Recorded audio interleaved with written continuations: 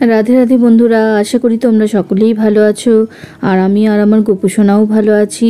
আর গোপু সোনার কৃপায় তোমরা সকলেই ভালো থাকো।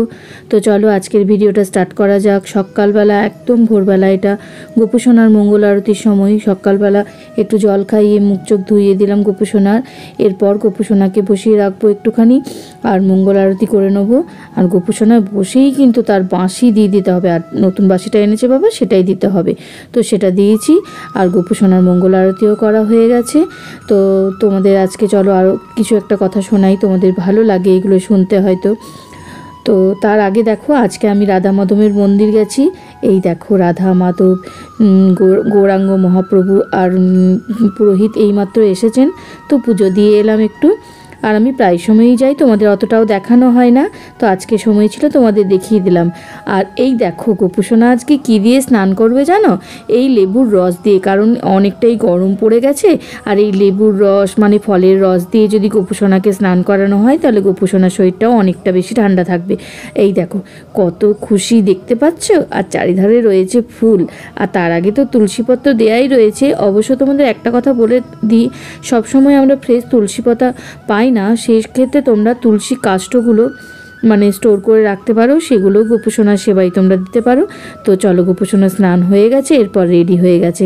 আর আজকে তোমরা গোপু সোনার একটা নতুন লুক দেখবে, সেটা হচ্ছে রাধে রানী। দেখো, দেখতে পাচ্ছ আমার রাধে রানী সেজে গেছে।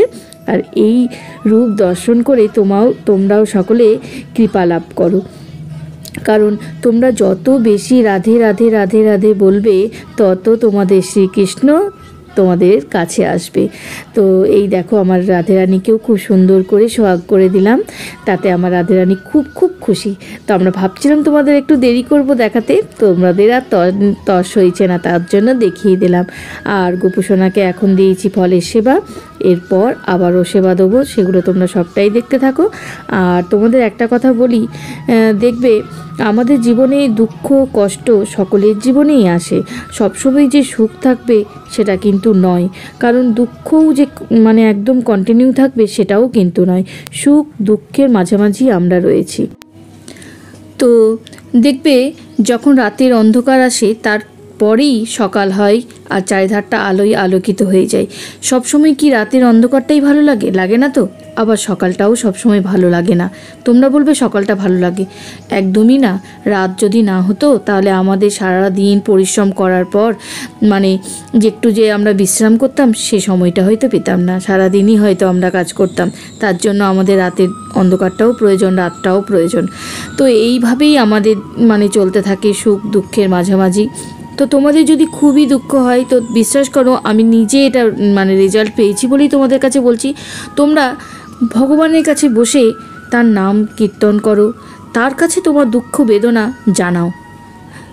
একদমই তোমরা কোনো কারোর কাছে তোমাদের দুঃখ বেদনা কষ্টের কথা জানাতে যেও না। যদি জানাতে হয় তাহলে গোবিন্দ চরণে জানাও, তাহলেই তোমার কৃপা লাভ হবে। আর দেখবে অনেকেই বসে বসে অনেক সময় নষ্ট করে দেয়, সেই সময়টা নষ্ট না করে ভগবানের কৃপা পাবার যে সান্নিধ্যে তোমরা এসো, তাহলে তোমরাও কৃপা পাবে। তো দেখতে পাচ্ছ আমার গীতা লেখনের সময় হয়ে গেছে। হরে কৃষ্ণ মহামন্ত্র লিখবো, তারপর লিখবো গীতা। তো গীতায় আজকে যেটা লিখলাম, শ্লোক নাম্বার 6-21, জং লব্ধা চাপরং লাভং মন্যতে নাধিকং তত্ত্ব যস্মিন স্থিত ন দুঃখেন গুরু নাপি বিচালতে তং বিদ্যা দুঃখ সংযোগ বিয়োগং যোগ সঙ্গীতম।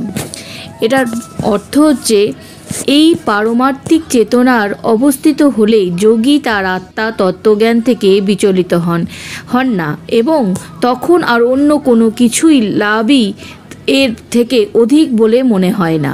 এই অবস্থায় স্থিত হলে চরম বিপর্যয়েও চিত্ত বিচলিত হয় না। জড়জগতে সংযোগজনিত সমস্ত দুঃখ দুর্দশা থেকে এটিই হচ্ছে প্রকৃত মুক্তি। তাহলে প্রতিদিন অল্প অল্প করে আমরা যদি গীতা পঠন করতে পারি, তাহলেই আমাদের মুক্তি লাভ হবে। দেখতে গোপু রাত্রির সেবাই ছিল গরম গরম জিলিপি। আর এই আজ রাধে রানীকে দেখতে কি এসেছে জানো? গোপুর বড় পিসিমণি। তাই একটু দেরি হয়ে গেল গোপু সোনার শয়ন করতে। তো গোপু সোনার শয়ন দেওয়া কমপ্লিট হয়ে গেছে। রাধে রাধে বন্ধুরা, দেখা হচ্ছে